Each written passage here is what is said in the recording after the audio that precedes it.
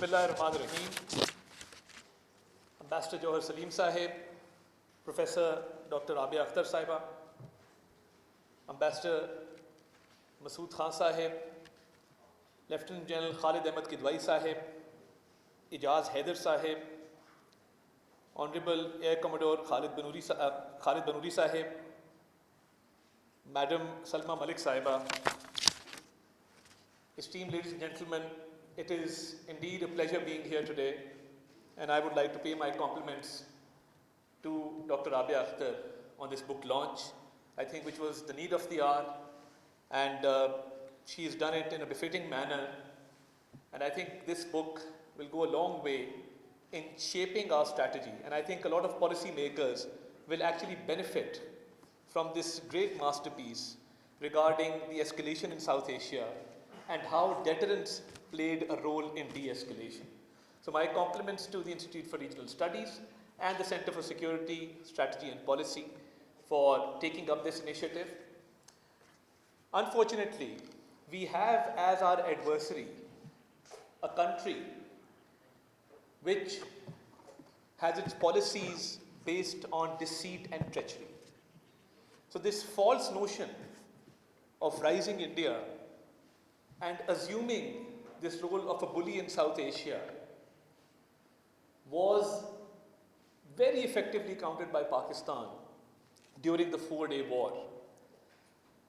The whole world witnessed that when an aggressor resorted to unprovoked, unjustified aggression, that the whole Pakistani nation came together, and our response compelled the enemy not only to retreat, but to request for a ceasefire. So that, ladies and gentlemen, was textbook deterrence. Whenever history will be written, this 4-day war will always be remembered as a great victory for Pakistan, in which Pakistan proved to be a stabilizing factor, and as a nation which actually brought stability and balance in South Asia.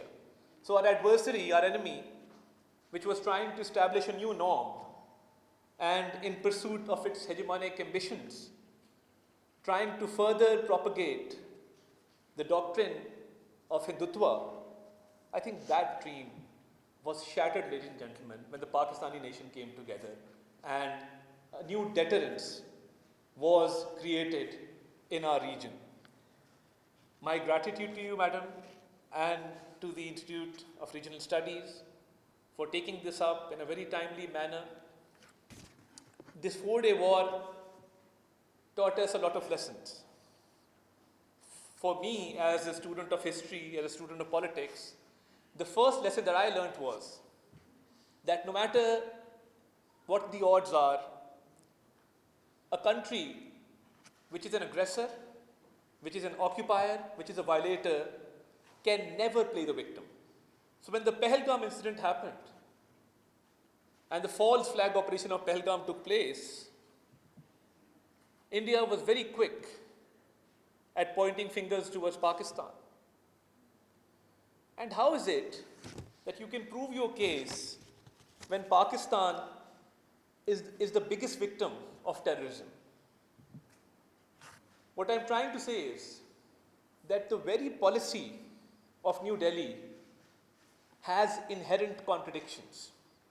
And when your policy, as I said before, is based on contradictions, deceit and treachery, that will get you nowhere in geopolitics and global politics. Pakistan has to its credit that we have laid down 90,000 lives in the war against terrorism. No other country can claim that. We've suffered economic losses to the tune of hundreds of billions of dollars, which no other nation can claim. So when the Pahalgam incident happened,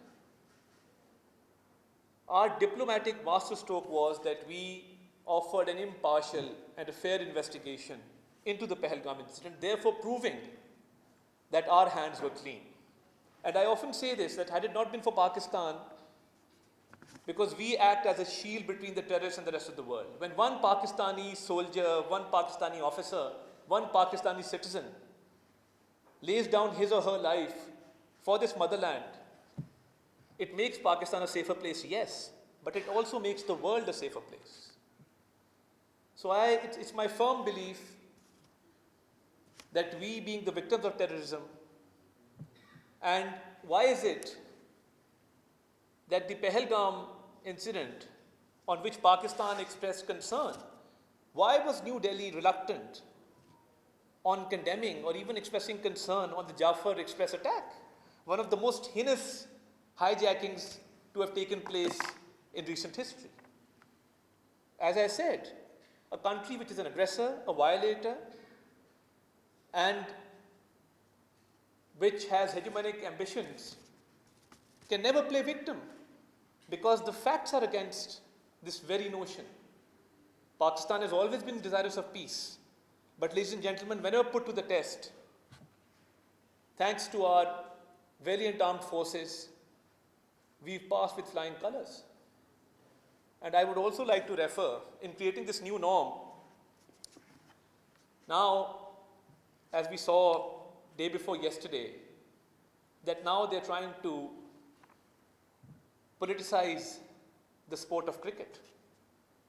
That is just a failed attempt in saving oneself from embarrassment, because we proved our military dominance, we shot down 6 planes in defense, and then we responded, after which India was compelled to request for a ceasefire.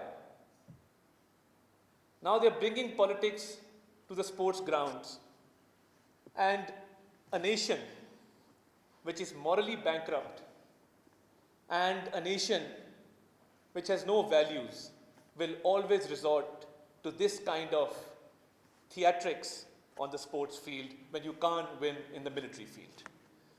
So I think this shows the kind of mindset prevalent on the other side of the border in the East, where in order to prove superiority, they've resorted to this kind of aggression. And as I said, Pakistan has not only created deterrence, but I think Pakistan has always been desirous of peace, and we have established peace through our response, and we shall continue to do so. And let me also state at this opportunity that the two-nation theory, which was never accepted by India, because since the inception of Pakistan, and Ambassador Masood Khan spoke about 1947, we as Pakistanis have a distinct identity. We are the people of the Indus Valley civilization. We are the people based on the banks and tributaries of the mighty river Indus. And that's what distinguishes us from our neighbor. And this two-nation theory is proving to be true with every passing day. And let me also, on behalf of the government, assure you that where we've given an opportunity to speak at multiple forums, the Kashmir issue will always remain a priority for our government, and we shall continue the support of the innocent Kashmiris diplomatically, politically, morally, and we stand by the UN resolutions to grant the people of Kashmir the right to self-determination. And I think after the 4-day war, the Kashmir issue has again been recognized as an international dispute, and it has now been highlighted in a manner which is much more robust than before. In conclusion, ladies and gentlemen, let me assure you that Pakistan will continue to play its role in maintaining and supporting peace in the region. And Pakistan will continue to act not only as a deterrent, but also as a balancer in this region. And thank you, Dr. Saiba. We will greatly benefit from your great piece of work. And I hope and pray that as we've achieved great laurels in the recent past with regard to our economy, with regard to our military dominance in the region after this 4-day war. Pakistan now has a good story to tell, and in the Committee of Nations, we walk with our heads held high, and may Pakistan always prosper. Pakistan, Zindabad. Thank you very much.